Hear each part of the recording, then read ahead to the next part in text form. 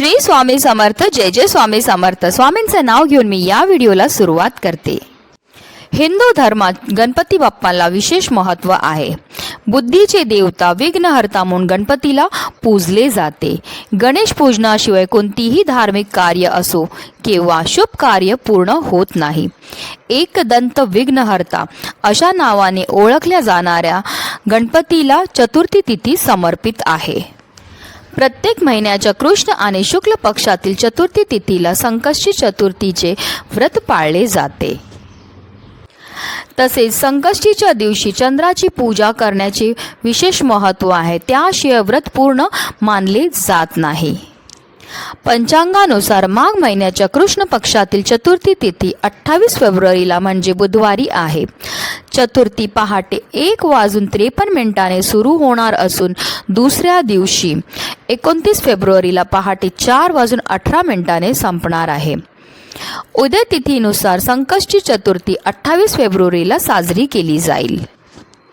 तसेच संकष्टीच्या दिवशी चंद्रोदय जो आहे तो रात्री 9:24 होईल.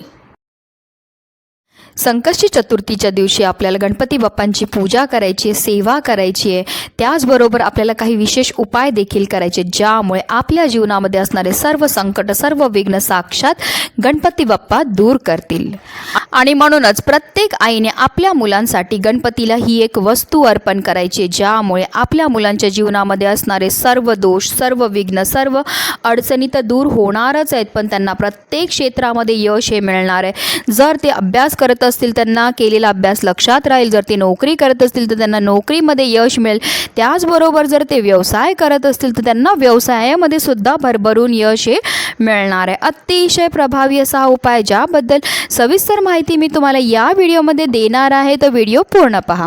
आणि जर तुम्ही माझ्या चॅनलवर नवीन असतील तर चॅनलला सबस्क्राईब करा आणि शेजारी बेल आयकॉन सुद्धा प्रेस करा जेणेकरून तुम्हाला माझ्या नवनवीन व्हिडिओचं नोटिफिकेशन हे मिळत राहील. गणपती हे बुद्धीचे देवता आहेत. संकष्टी चतुर्थीच्या दिवशी आद्य देवता गणपतीची स्थापना करून पूजा केली जाते. तसंच हिंदू धर्मात भगवान श्री गणेशाला प्रथम पूजेचा मान आहे. कोणतंही कार्य असल्यास सर्वात आधी गणपतीची पूजा केली जाते, कारण गणपती हे विघ्नहर्ता आहेत, अर्थात संकटहरण करणारे आहेत. म्हणून प्रत्येक शुभ कार्याच्या वेळेस सर्वात आधी गणपतीची पूजाही केली जाते. त्याचबरोबर आपल्या मनातल्या प्रत्येक इच्छा देखील गणपती बाप्पा हे पूर्ण करत असतात, म्हणून त्यांना इच्छापूर्ती गणेश असं सुद्धा म्हटलं जातं. आणि म्हणूनच आपल्या मुलांच्या प्रत्येक इच्छा, प्रत्येक समस्या ह्या दूर करण्याकरता हा प्रभावी उपाय आपल्याला करायचा आहे. तर उद्या आपल्याला सकाळी लवकर उठायचं आहे. लवकर उठून स्नान करायचे आणि स्नान केल्यानंतर स्वच्छ वस्त्र परिधान करायचे आणि त्यानंतर आपल्याला गणपती बाप्पांची पूजाही करायची. आपल्याला काय करायचं आहे, गणपती बाप्पांना एका तामणामध्ये घ्यायचं आहे आणि त्यांना जलाभिषेक करायचं आहे. म्हणजे 11 पळी पाणी जे आपल्याला गणपती बाप्पांवर अर्पण करायचं. ओम श्री विघ्नहर्ताय नमः किंवा ओम गण गणपतये नमः या मंत्राचा जप करत करत आपल्याला 11 पळी पाणी हे गणपती बाप्पांवर अर्पण करायचं आहे. आणि जे पाणी राहणार आहे तामणामध्ये ते तीर्थ आहे. ते तीर्थ आपल्याला आवर्जून आपल्या घरातल्या प्रत्येक सदस्यांना तर द्यायचंच आहे, पण आपल्या घरातल्या मुलांना आपल्याला आवर्जून द्यायचं आहे. कारण हे तीर्थ जर आपल्या मुलांनी पिलं तर आपल्या मुलांच्या बुद्धीमध्ये वाढ होते. त्यांचा जो चिडचिडपणा आहे, हट्टीपणा आहे तो कमी होतो आणि त्यांना केलेला अभ्यास देखील लक्षात राहतो. म्हणून आवर्जून हे तीर्थ आपल्या मुलांना प्यायला हे द्यायचं आहे. त्यानंतर गणपती बाप्पांना आपल्याला स्वच्छ पुसून पुन्हा त्यांच्या जागेवर ठेवायचं आहे. धूप, दीप, अगरबत्ती दाखवून घ्यायची आहे आणि गणपती बाप्पांना प्रिय असणाऱ्या वस्तू आपल्याला अर्पण करायच्या आहेत. सगळ्यात पहिली वस्तू म्हणजे जास्वंदाचं फूल. आपल्या मुलांच्या हातामध्ये आपल्याला ते जास्वंदाचं फूल द्यायचं आहे. त्यांच्या मनातली इच्छा बोलायची आहे आणि ते फूल आपल्याला गणपती बाप्पांना अर्पण करायला मुलांच्या हातानेच ही सेवा करायला लावायची आहे. जर खूपच लहान मुलं असतील, ते नाही करू शकत असतील तर तुम्ही करा, नाहीतर तुमच्या मुलांच्या हातामध्ये फुलं द्या आणि ती गणपती बाप्पांना अर्पण करायला लावा. त्याचबरोबर गणपती बाप्पांना प्रिय असणारा दुर्वा देखील गणपती बाप्पांना आपल्याला अर्पण करायचे आहेत. त्यानंतर गणपती बाप्पांना आपल्याला त्यांचे प्रिय असणारे मोदक, जर मोदक तुम्ही नाही बनवू शकले तर किमान गूळ आणि खोबऱ्याचा नैवेद्य तरी आवर्जून आपल्याला गणपती बाप्पांना दाखवायचं आहे. ह्या रीतीने आपल्याला गणपती बाप्पांची पूजाही करायची आहे. आणि त्यानंतर आपल्याला आपल्या मुलांकडनं एक सेवा गणपती बाप्पांची करून घ्यायची. म्हणजे आपल्याला मुलांना गणपती अथर्व शीर्षम बोलायला लावायचं. 3 वेळा आपल्याला गणपती अथर्व शीर्षम बोलायला लावायचं. आता जर तुमची मुलं खूप लहान असतील, त्यांना बोलायला नाही जमत असेल, तर तुम्ही बोला आणि मुलांनी श्रवण केलं तरीही चालणार आहे. 3 वेळा गणपती अथर्व शीर्षम बोलून झाल्यानंतर त्याची जी फलश्रुती असते ती सुद्धा आपल्याला बोलायची आहे. फलश्रुती म्हटल्यामुळे जे आहे आपण जी सेवा करतो, आपण जे उपाय करतो, त्याचे जे फायदे आहेत किंवा त्याचे जे आपल्याला फळ आहे ते फार लवकर मिळतं. म्हणून आपल्याला फलश्रुती आवर्जून पठण करायची आहे. ह्या सेवा करून झाल्यानंतर आपल्याला लाल कलाव्याचा धागा घ्यायचा आहे. म्हणजे त्याला मोलीचा धागासुद्धा म्हणतात. जिथे पूजेचं साहित्य मिळतं तिथे तुम्हाला हा धागा सहज मिळून जाईल. तर तिकडनं आपल्याला हा लाल कलाव्याचा धागा घेऊन यायचा आहे आणि तो आपल्या हातामध्ये घेऊन आपल्याला बसायचं आहे. आपली मनातली इच्छा 1 वेळा बोलायची आहे. ओम गण गणपते नमः असं म्हणायचं आणि त्या धाग्याला 1 गाठ मारायची आहे. पुन्हा आपल्या मनातली इच्छा आपल्याला बोलायची आहे. पुन्हा ओम गण गणपते नमः असं म्हणायचं आहे. पुन्हा दुसरी गाठ मारायची आहे. पुन्हा आपल्या मनातली इच्छा बोलायची आहे. ओम गण गणपते नमः म्हणायचं आहे. पुन्हा तिसरी गाठ मारायची आहे. असं करून आपल्याला त्या धाग्याला 7 गाठी ह्या मारायच्यात. 7 वेळा आपल्या इच्छा बोलायच्या आहेत आणि 7 गाठी त्या मोली धाग्याला मारायच्या आहेत.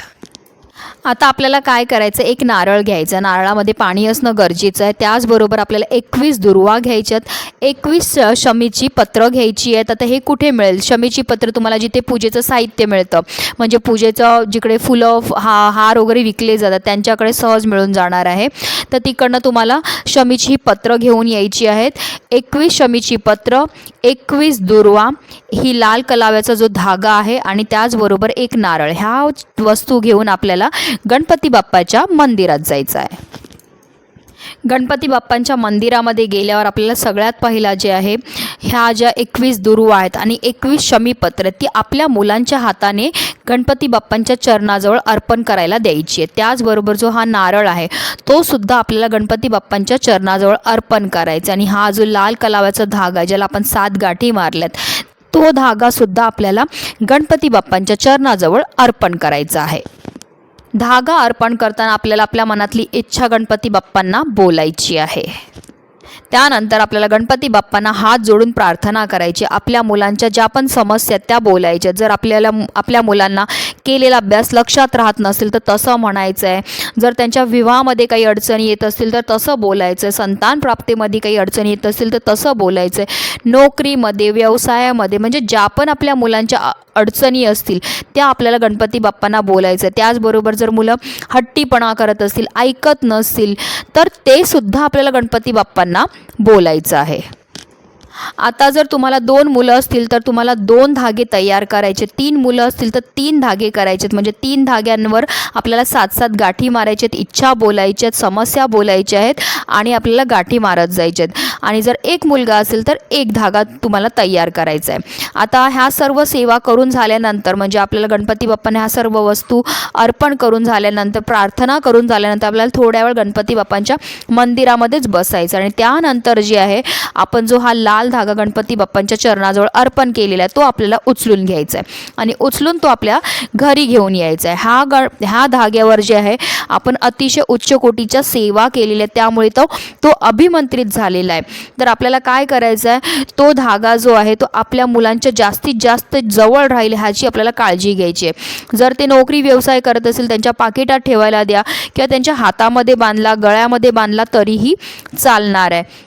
अतिशय प्रभावी असा हा उपाय आहे. तुम्ही करून तर बघा. तुमच्या मुलांच्या आयुष्यामध्ये चमत्कारिक असा तुम्हाला बदल घडून दिसेल. जर ते हट्टीपणा करत असतील तर त्यांचा हट्ट कमी होईल. जर ते अभ्यास करत नसतील तर त्यांना केलेला अभ्यास लक्षात राहील. त्यांना प्रत्येक क्षेत्रामध्ये भरभरून यश हे मिळणार आहे. म्हणूनच व्हिडिओ जास्तीत जास्त लोकांपर्यंत शेअर करा, जेणेकरून प्रत्येकाच्या मुलाचं आयुष्याचं कल्याण हो, हीच मनामध्ये इच्छा. श्री स्वामी समर्थ. जय जय स्वामी समर्थ.